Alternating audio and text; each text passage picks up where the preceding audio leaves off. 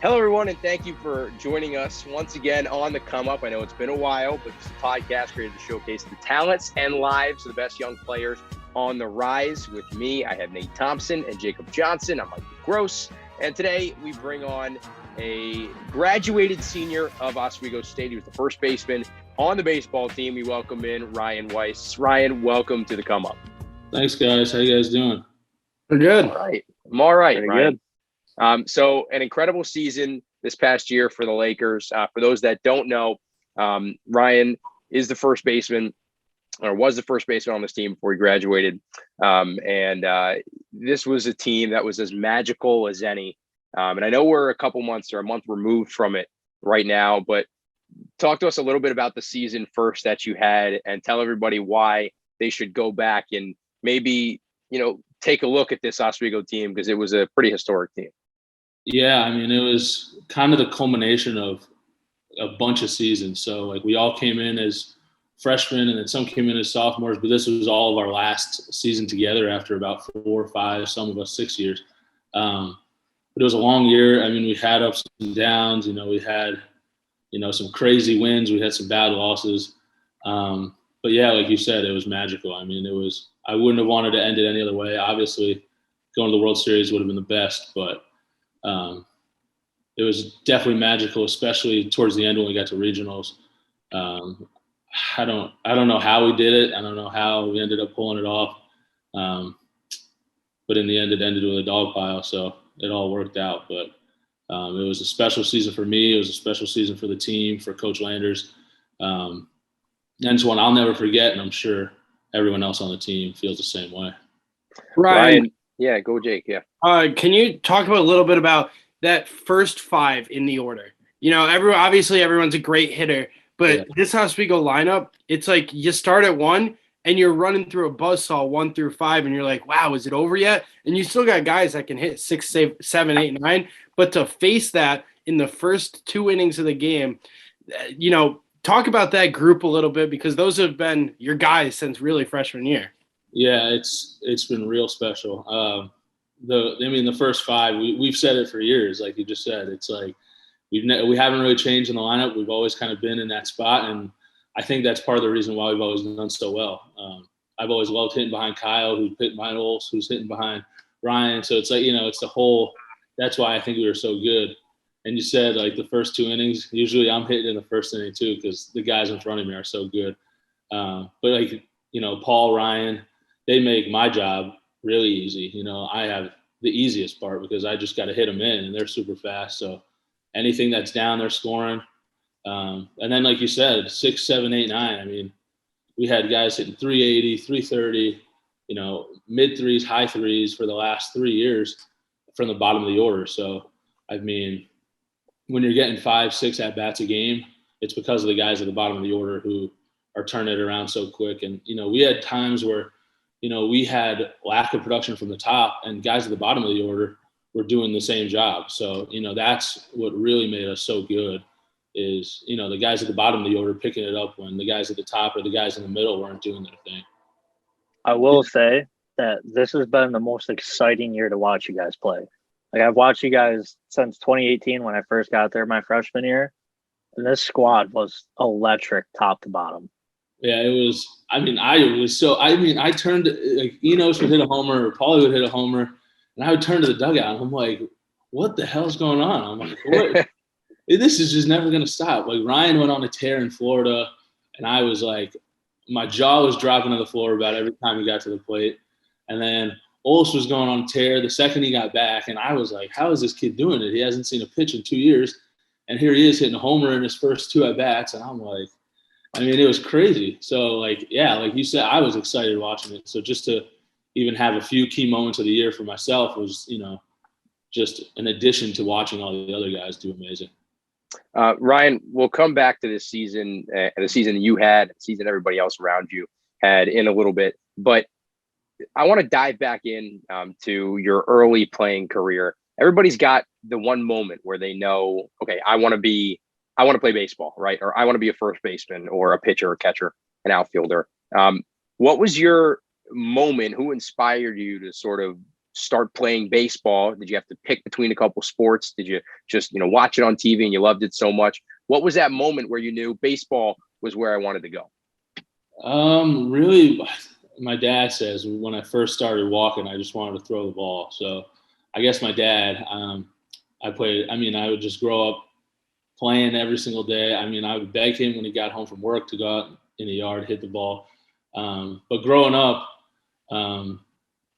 my cousin probably had the biggest influence on me as a baseball player, just because he didn't really play as much, but he was such a big, I'm a big Met fan. You guys know that, but following them since I was a kid, and that was always my dream. I never played any other sports. I played tennis and swimming a little bit here and there when I was a kid, but it was pretty much just baseball.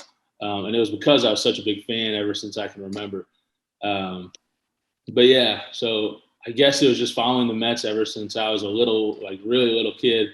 And pretty much to this day, it's still, I guess, my dream to do it. So just like Nate, you were a little swimmer. I was the 2009 Rockland County champion for both. Oh, the day. Well, I can't say I was a champion when I swam. So I was only 9, so I guess it doesn't really count. But yeah, still counts. It's pretty much just baseball back in the day. I wanted to play other sports, but my dad was kind of like, he didn't want me to play football because he didn't want me to get hurt for baseball.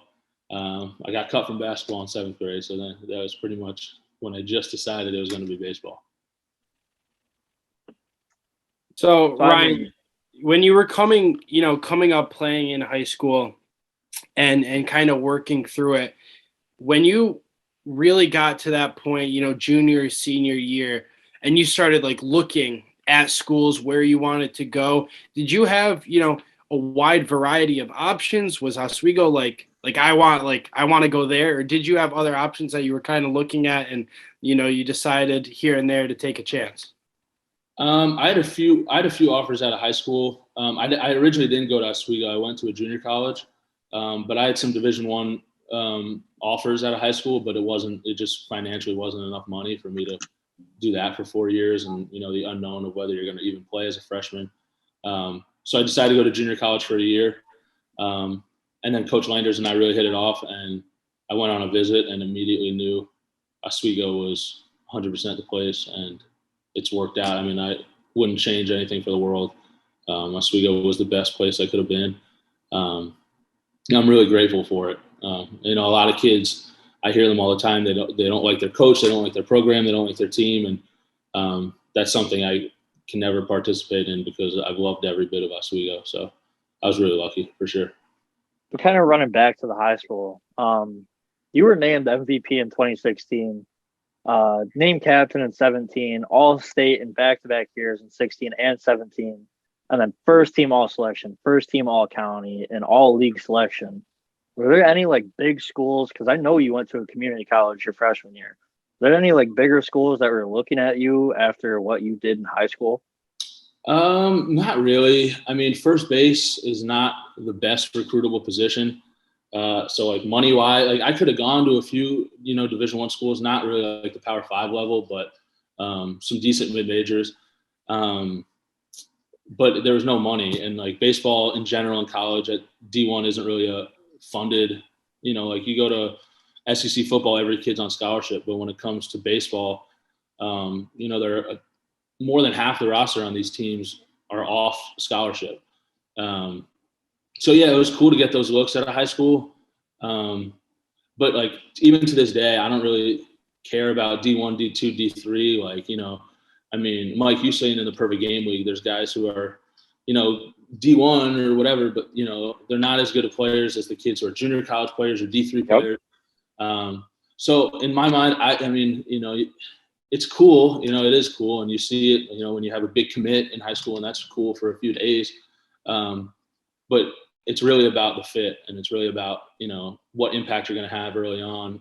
You want to go somewhere you're going to play. You don't want to go somewhere where you're sitting the bench and you can say you're at a big school, but you're really not even playing. So that was I've always kind of thought that way, even since high school. I mean, I got the looks. I was originally committed to Portland in high school. And then I went to junior college. So, I mean, the looks were good, but I still thought Division III or, I'd rather be at a top Division III school than go to a Division I school that's, barely even competing in their conference tournament. So yeah, and somewhere you're going to get playing time too. Exactly. So right off the end, it was kind of like an easy decision for me. Ryan, how much did you just mentioned the PGCBL? How much has that impacted you summer to summer? Been playing for it in the last couple of years. How much did that really help you, keep yourself in shape, keep seeing live baseball, live arms throwing at you to get to when you were obviously at Oswego, ready for that season? It helps a lot. I mean, I think I got probably my biggest jump was getting better from last spring to the end of last summer, my first year in Perfect Game Week. You see guys that you really don't see at the Division III level. So you see, low to mid 90s, pitching on a constant basis. You see guys who have, plus sliders, plus curveballs, plus changeups, more consistently than you do at the Division III level.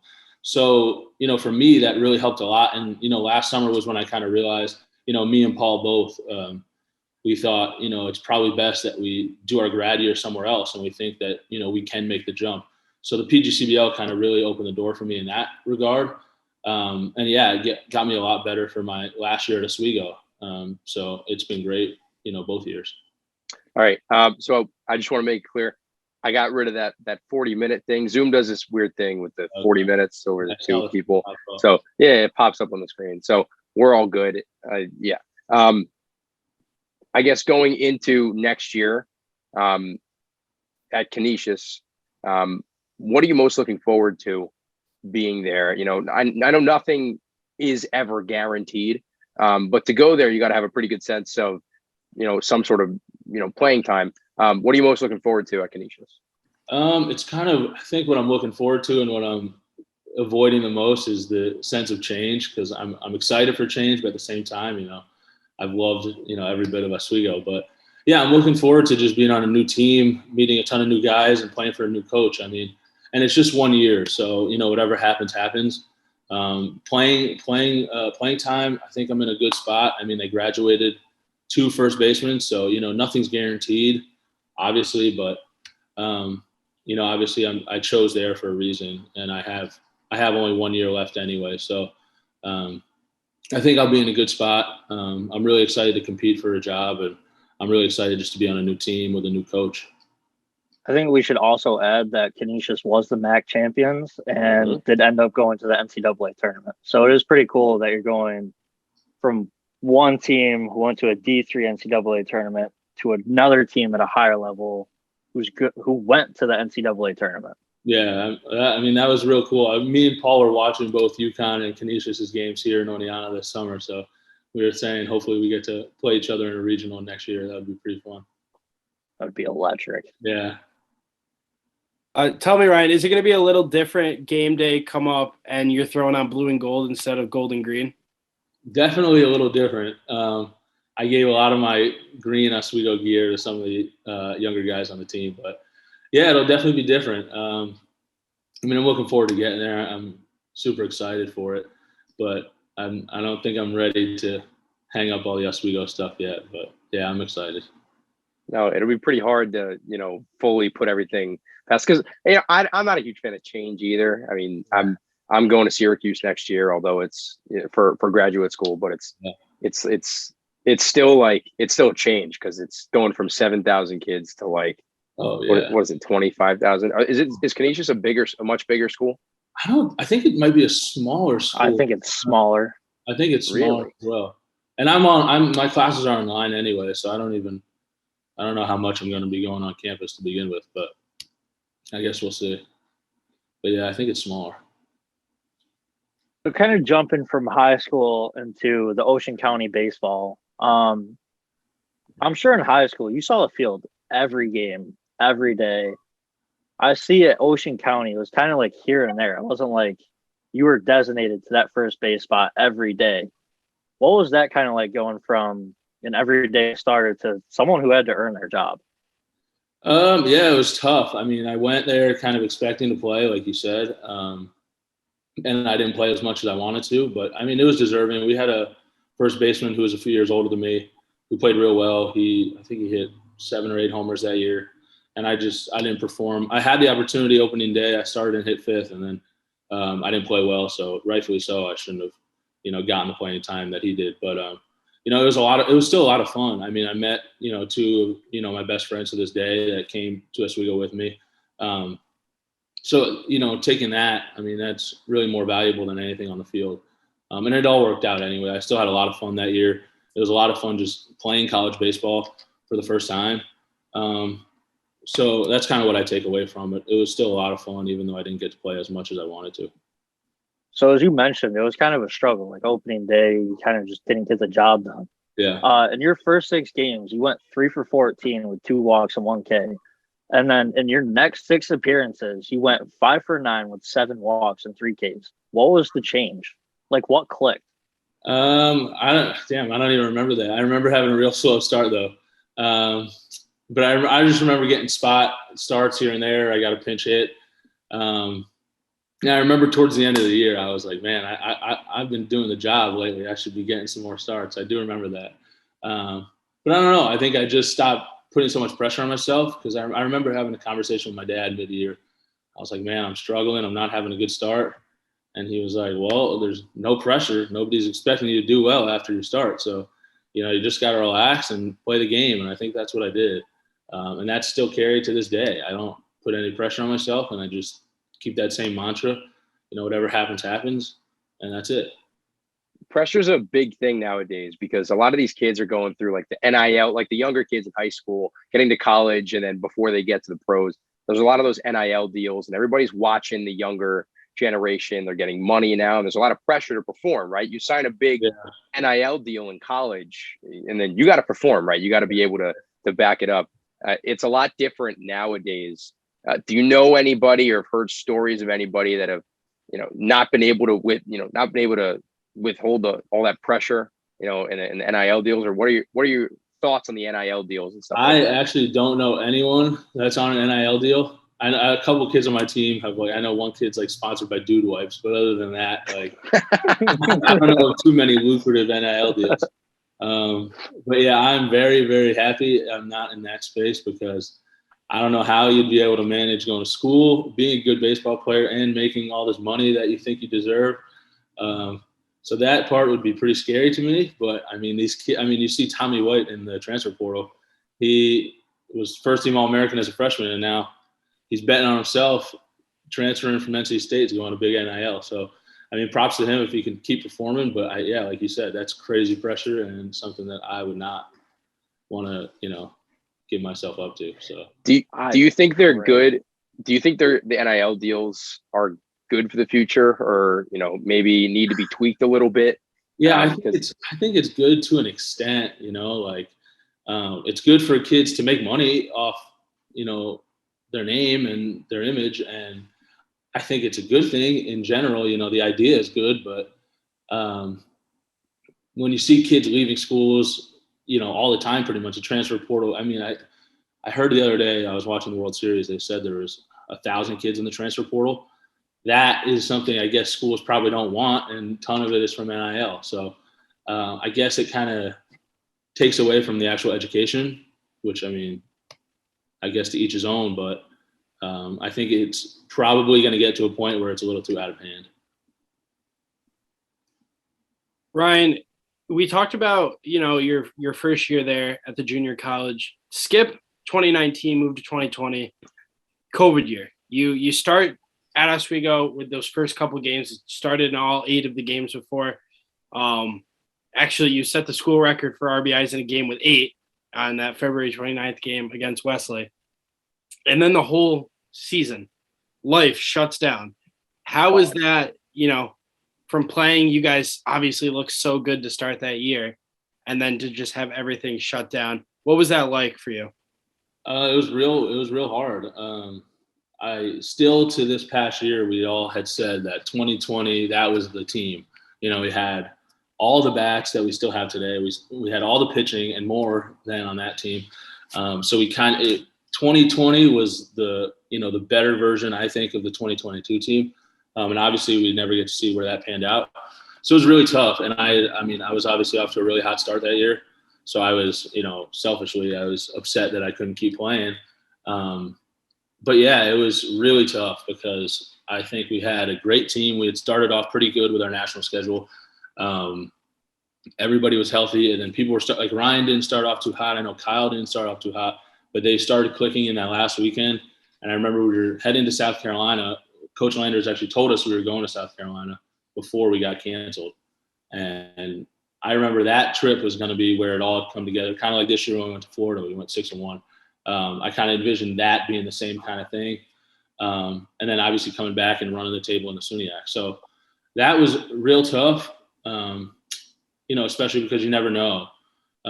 We had all those pieces again this year, and we went to supers and lost. But you never know what could have happened. And then we could have done it twice, we could have done it 2020 and this year. So it was really tough for a while. But I guess kind of having this year was good closure on the 2020 season, bringing back Olsen, Kyle coming back for his last year. It was a good way to kind of close the book. How did you guys get Gloria to come back?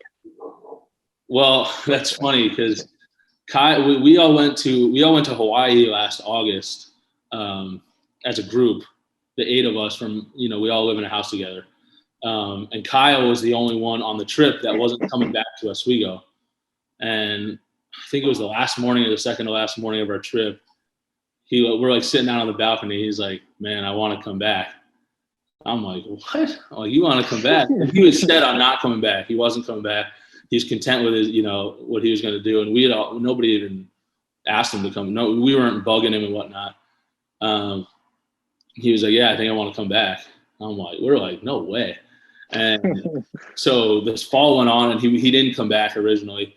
And he was kind of going back and forth of whether he was going to come back or not.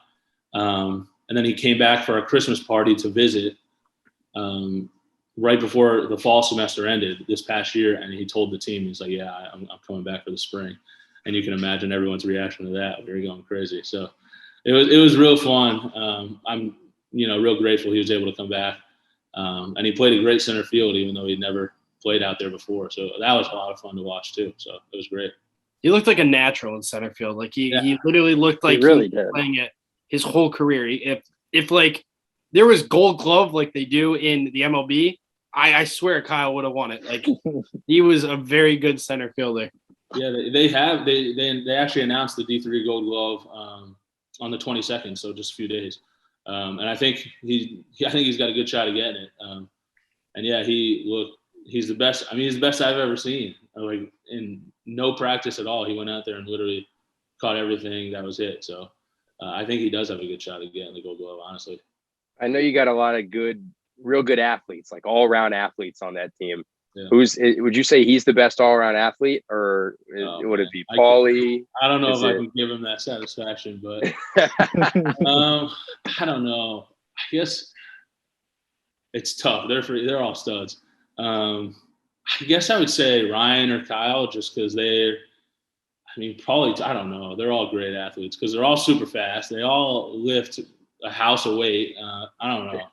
They all impress me. So I just drive them in. I don't do, I don't have all that. running through like lifting houses and all that. Whenever I was in Laker, you guys were always in the cage, always in the weight room. Like, was that the standard every year? Or was that like what set you guys apart this year to get the supers?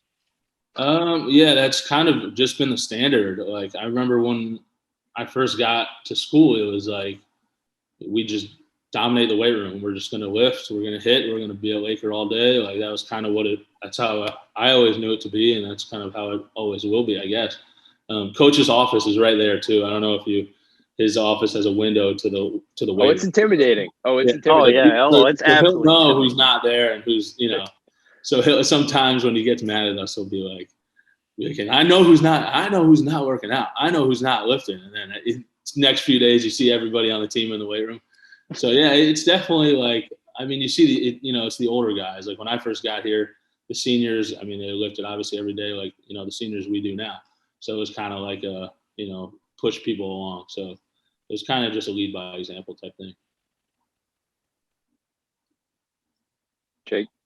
And then Ryan, you talk about how we finish up this year. One of the really special things that we found out, me and Mike at the same time, we were calling, I believe it was the Brockport game. I think it was a week or so before graduation. And might have been the Cortland game, but your mom was graduating from Oswego the same time that you were. And there was an article on it on the Oswego website. How special was that to be able to share that senior season? The team's so good. You're obviously running the SUNYAC. And then when graduation comes up, your mom and you get to do it at the same time. Yeah, it was really cool.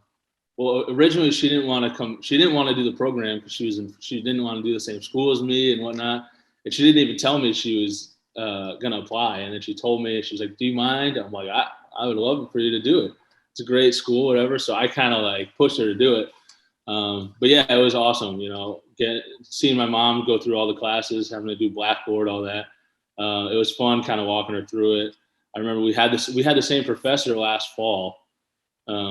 Obviously 2 different classes, but we'd be up late doing her discussion posts, talking back and forth about it.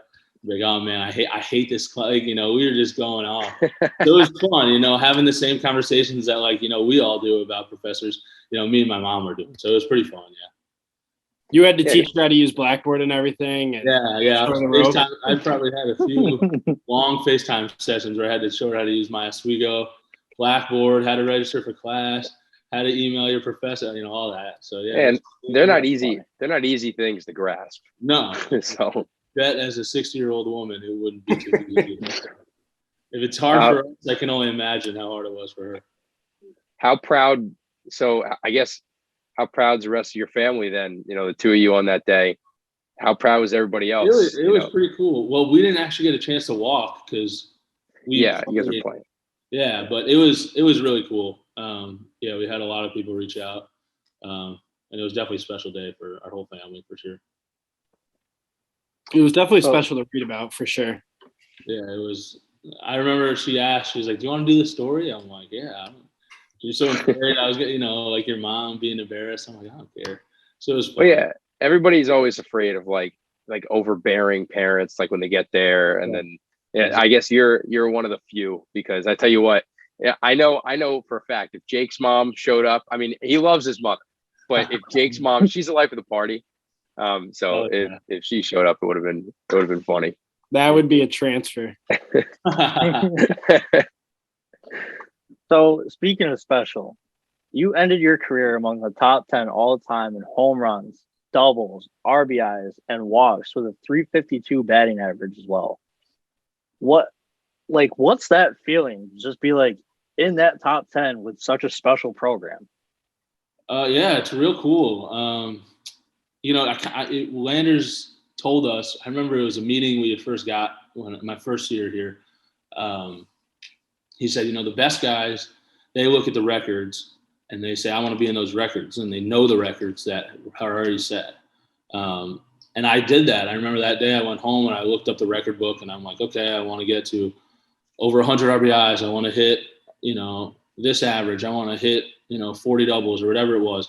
And then I'll be on that list forever. So I, from day one when I got there, before I even played a game, it was kind of, motivator for me for sure. And I knew all the records, going through the program. So now to be in them, it's kind of like a manifestation, I guess you could say, because I always knew the records, and it was definitely something that I kind of knew I was going to do. And I was like, I have to put my mind to it because I'm going to do it. And, I kind of, it's real special for me, definitely. And especially because, you look in those record books, it's our whole team that's in it. It's me, Kyle, Ols, Paulie, Ryan. So it's real special knowing that, we're all in there together. And, we'll look back on it, through the years, because we're all best friends. So, we'll look back and still, hold those records. So it's real cool for sure. I will say you are going to be in that record book for a long time, as you set the all-time career fielding percentage record at .995 with 726 putouts. Yeah, that's honestly more special than all my offensive ones, just because growing up, I always wanted to field, and all the kids, they want to hit. And growing up, my dad, he'd have to make me hit after he gave me ground balls, so I'd field ground balls all day, He's like, all right, you gotta hit. You know, if you're playing baseball, you gotta learn how to hit. I'm like, nah, I just want to field. So when I first got here, that was it. I'm like, I have to set the fielding percentage record. There's no questions about it. And, you know, that's what I'm most proud of for sure. All right, Ryan. So you see that, you know, obviously all-time career fielding percentage. This is a hard-hitting question right here. Better first baseman, Matt Olson, Pete Alonso. Oh, that's not hard. It's definitely Matt Olson. Wow. I wish I could say Pete Alonso, but defensively, definitely Matt Olson. Yeah. If taking someone to drive runs, then I'm probably taking Alonso, but Matt Olson. Alonso's on a tear. Yeah. I can agree with that statement. I just was surprised. I thought you were going to go, no, Pete Alonso's my boy. I'm a realist. I love watching good defense, especially because first basemen don't really get much love for their defense. So anytime, any good defensive first baseman is my favorite player. Like Freddie Freeman, even though he was a Brave for all those years, I mean, I love him to death just because he showcased great defense every day. So I loved watching it. I loved him for a long time. Yeah. Why don't we get into a little bit of this Mets, Yankees, Braves, Major League Baseball season? I mean, we're 66, 67 games in, almost to the All-Star break. We're getting there at least. It's like another month. Yeah. But this has been one topsy-turvy season already, especially for both New York teams. Jake, you're a little bit down the totem pole with the Braves, with the defending World Series champs. But as it stands right now, the two best teams in baseball are the Mets and the Yankees. Ryan, I know everybody's always like, not about how you start, it's how you finish. The Mets, they always start hot.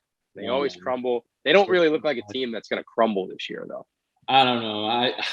The Braves were just super hot, so I can't really believe anything I'm watching until it gets to September with the Mets. But it's been fun, but I'm almost too nervous because I think something bad's going to happen every day. I mean, McNeil got hurt today, so that scares me. The Mets pitching not being there, I mean, I can't believe they're still winning without DeGrom and Scherzer, so that's scary to me too. But yeah, I mean, if they go to the postseason this year, I don't know how I'm going to feel because I remember in 2015 when they went to the World Series, it felt like because my dad would take me to all the postseason games, and I felt like when I was driving to the game that I was playing in the game. I was getting locked in. Yeah. So I was I felt more nervous than the players just because I had no part in it. I just got to sit there and watch. So for me, it's way too stressful than anything, but I'm excited for sure. All right, so how do you feel that the Braves basically started off like this last year, and they're doing it again this year? And last year, they won the World Series. Yeah, I know. It's hard. It's just hard because the Braves are so good. They've always been good. I feel like they rain on the Mets parade every year. They always kill the Mets, I feel like. And Acuna, he's one of the best players in the game. So, I don't know. I'm scared of the Braves. I will be until they're not in it anymore. So they could be 10, 20 games back. It don't matter. I'm not buying that the Mets are going to run away with it.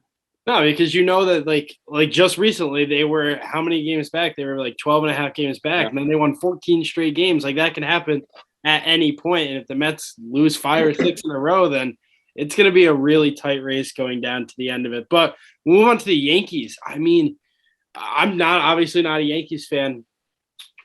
The things that they are doing right now and how hot they are, it's like we do also say it about the Yankees every year. We're like, wow, it's crazy. They're really hot. And then they also blow it in the postseason or blow it late in the year with injuries. But this year, it doesn't look like that's going to happen. I can't stand the Yankees one bit. I hate that they're better than the Mets right now, too, which is my least favorite part.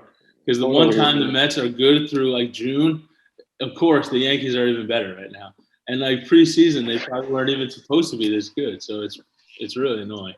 Well, I know the last time the Yankees were genuinely one of the best teams in baseball was 2017 when they went through that entire tear. They got to the ALCS. They lost to the Houston Trash Cans. And so that was a rough year. But this is a whole new level of baseball that I don't think I've seen in my lifetime. Last time I've seen this level of baseball from any team, technically, was the Red Sox in 2018 when they were just beating everybody. They were just the best team in baseball. the Yankees, they find ways to win. I was talking to Nate about this earlier today. The Saturday lineup was full of, like, Matt Carpenter leading off, Marwin Gonzalez was there, Trevino, like all those different guys that are not big name guys at all. And I was saying, like, they were punting a game away. It was almost like they were just punting a game away in June, but they still beat the Blue Jays, who at one point in the offseason were World Series favorites after they made some moves. They still beat the Blue Jays 4-0. I almost look at this Yankee team, and then I kind of look at you guys from this past season. I see a lot of similarities. You guys won in so many different ways all year round. How fun is that to be a part of a team or a fan of a team, to watch this team or whatever it is, not just the Yankees, but you guys? How much fun is it to be a part of being able to win in so many different ways? Yeah, it was. Yeah, like you said, it was almost like there were games when, one facet, we played terrible defense and somehow we hit 5 homers and we managed to win. Or the pitching gives up, however many runs in the first 2 innings.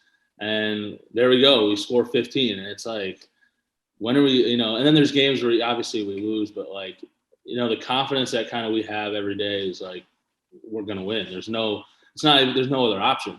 So when we lose, it's like, what? We didn't just lose. It's hard to believe. So it's kind of like, when we win, it's like, well, obviously we're going to win. That's how we think. It's not like a cockiness almost. It's more just like the confidence we have in each other. We're all such great friends, and like there's no, we're just joking about it, like, oh, we're not going to lose. Like, obviously not. So yeah, it's like the Yankees. Like every day they just win no matter what. And like you check the scores, and every day they win. So it's kind of like the same thing, I guess. So you got to be you got to preach a lot about brotherhood, in that locker room, on the team, on the field, in the dugout, whatever it is. And I'm guessing that's something that you pride yourself on, being a team player and going out there every day and supporting your guys. Yeah, I mean, I think that's why we were so good. I mean, we've always said that. Like, our house was, had 8 guys in there. We had our 2 best pitchers.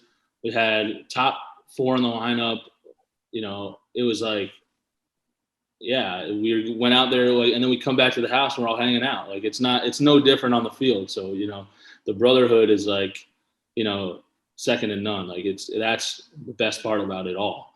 And we're just out there playing, and it's just, we're just having fun. And, it's just the same type of vibe. We're all talking on the field the same way we would back at the house. Me and Ryan over at first and second, we're just hanging out for 3 hours, just, having fun. So that's really like the best part of it all, for sure. Right. Nate, I have a follow up on that. Is you talked about brotherhood a little bit. Do you notice that also in other Laker sports? Like, as being a Laker athlete, you obviously know the other teams. Do you notice that within all Laker sports that it really is so tight knit? I'm just thinking like the hockey team and the brotherhood that they have. Do you notice that with the other teams as well? Yeah, for sure. Like I know some of the guys on the basketball team. Like I know how close they are, and like that's why I think the successful teams are good. Yeah, like I mean, you look at that, like the soccer team. Like look at the run they went on this year. Like, and they're all so close. Like I think it's a real direct correlation of like success at Oswego. If you don't like each other and you're toxic off the field, which I know there's some teams I don't want to mention, but there are teams that probably aren't as close as the baseball team or the soccer team or the hockey team. And I think their success is, measured by that. So, yeah, I think there's definitely a real direct correlation on that for sure.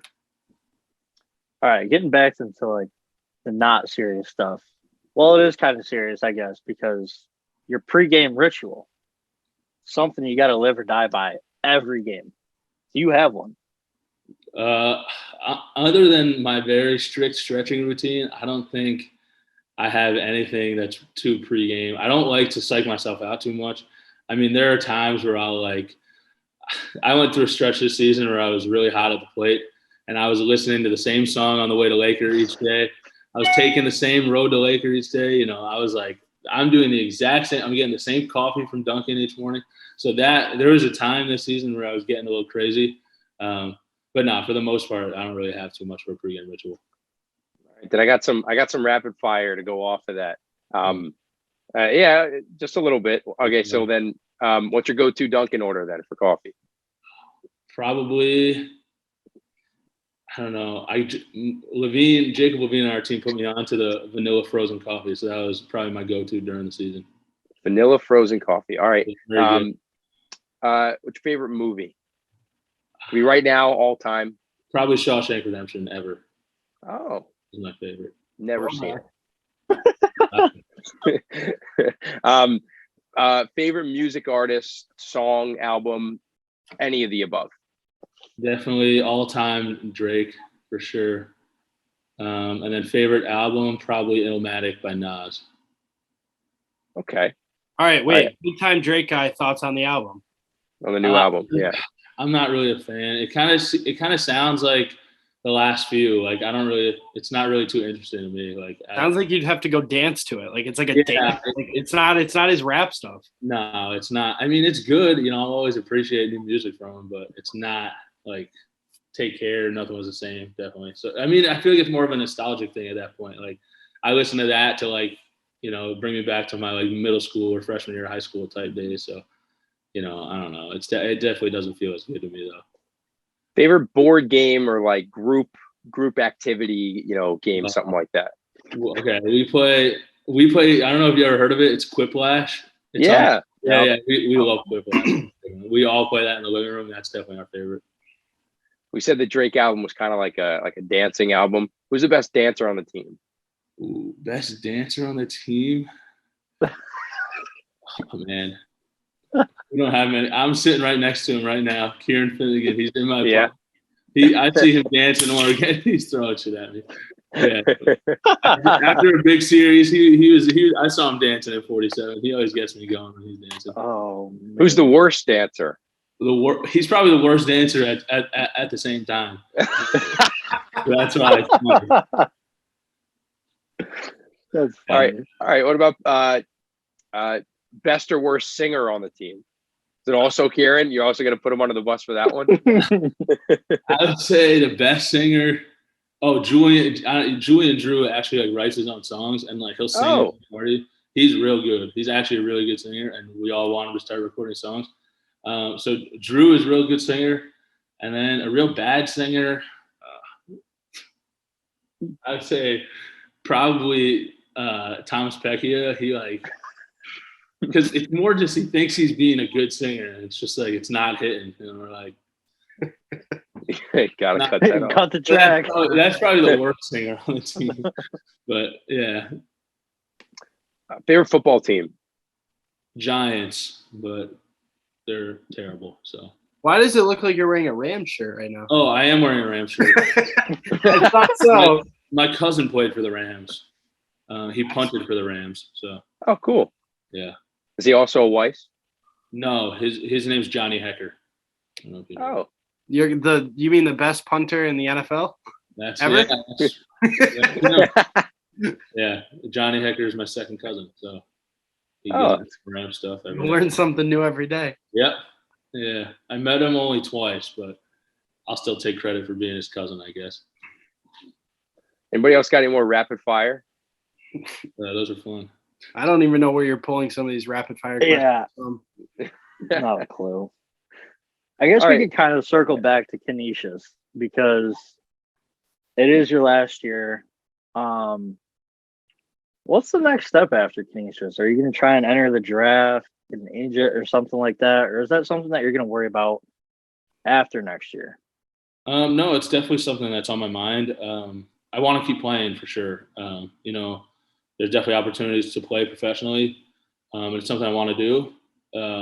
I don't know if it's here or I have family actually in Amsterdam in the Netherlands, so I'd love to go out to Europe and play. You know, the money is decent there. It's definitely better than some you can make here. So that's definitely it's an option. It's something I'd love to do. But yeah, I want to keep playing. As long as I'm having fun, I want to keep playing. So yeah, that's I think where I want to go. You know any Dutch? No. I know. They all know English. Like they like all my cousins learn English by the time they're 6 years old. So it's all English whenever we go over there. And pretty much for the most part, everywhere in Europe that I've been, everybody speaks English, which I feel like is a lack on our part that we don't know any other languages. But hey, it's all right. Speaking of new languages, this lineup next year for the Lakers is going to be like a whole new language. You're like 1 through 5 gone. Yeah. What do you think of like the future of this program? I mean, I always kind of rest on the fact that Coach Landers will always win. I mean, he's never going to coach a bad team. So, for me, obviously you look at on paper, it's obviously not, you know who we're losing. But I think they'll be good. I mean, regardless, they have an old pitching staff. They'll be good on the mound, which really takes you farther than you think. The pitchers made real jumps this year, so I can only imagine how much they're going to make by, next spring. They don't really graduate much. They'll be really good on the mound, and then at the plate, I mean, guys will get older. Guys will finally get that opportunity. I mean, we've had the same infield, for 4 years now, so these guys will finally get the opportunity, and they've had great coaching, so I think they'll be fine. I know he's probably going to get some transfers at some positions, but like I said, he's never going to not coach a winning team, so I'll always kind of rest on that. I think we got one more, right, Jake? Yeah. So you just talked about a little bit after, when you head to Canisius, you talked about how excited you are and like what your plans are going to be for that. Just kind of wrap up your Laker career as a whole, what the program meant to you and as you set, on your next adventure. Yeah. I mean, Oswego really is everything to me. I kind of came into it, with open arms. I really didn't know anything about the program. And leaving it now, I hope I left it better than I found it. The guys that I met along the way are, they're going to be my best friends, until the day I die. So that's really what I'm more grateful for than anything. I mean, the baseball part, obviously it was incredible. It was fun, every single day going to practice. I never had a bad day. And I said that, like, when we graduated, I'm like, there was never one day that I didn't like at Oswego. So, even in the cold, even walking from Laker to Romney in the wind, it was still fun. So I'm going to miss it every day. Like I'm going to come back and visit. I mean, I'm only 2 hours away. But yeah, it was something I'll always be grateful for. And it's definitely a time period I'll never forget. You talked about Coach Landers a little bit. How important has he been, and best advice you've ever gotten from Coach Landers? Because he's coached a lot of guys that, go on, move, transfer somewhere like you guys are doing, the group of you. Some best advice that Coach Landers has given. I guess the best advice he'd ever given me was more just like, live in the present. Like we talked about pressure. I've had, I don't know how many meetings with him about that. I mean, I'm like, I feel like I got to do everything. He's like, you don't. Like, this team's so good. We could take you out of the team and we'd be this good. He's like, relax. So I think kind of offsetting pressure and living in the moment. Like, there's no point of worrying about 2 months from now, what's going to happen next year, what's going to happen the year after that. He always kind of helped me live in the moment. He always helped me, stay present. And it really helped me, throughout the years. And he means a lot to me, being my coach for 4 years. It's almost a friendship at this point. I love him to death. He's a great coach, but he's even better just to hang out with. So, I mean, that's the part I'll miss the most, obviously, about Coach is just, hanging out in his office, during the mornings, just, shooting the shit. Yeah, that's the part I'll definitely miss the most. So, yeah. Ryan, thank you for taking the time for us. We appreciate it. I mean, the last 4 years and everything, it's been fantastic watching you blossom into the guy you are today. So seriously, thank you. Oh, no, thank you guys. I really appreciate the time. And I mean, it's been a lot of fun. Good luck to you and your Oneonta Outlaws. Hopefully you guys have a much better season this year. Thank you. I appreciate it. All right, Ryan. This has been the 9th episode of The Come Up, The Return. And Ryan Weiss, thank you so much for tuning in. And until next time, see ya.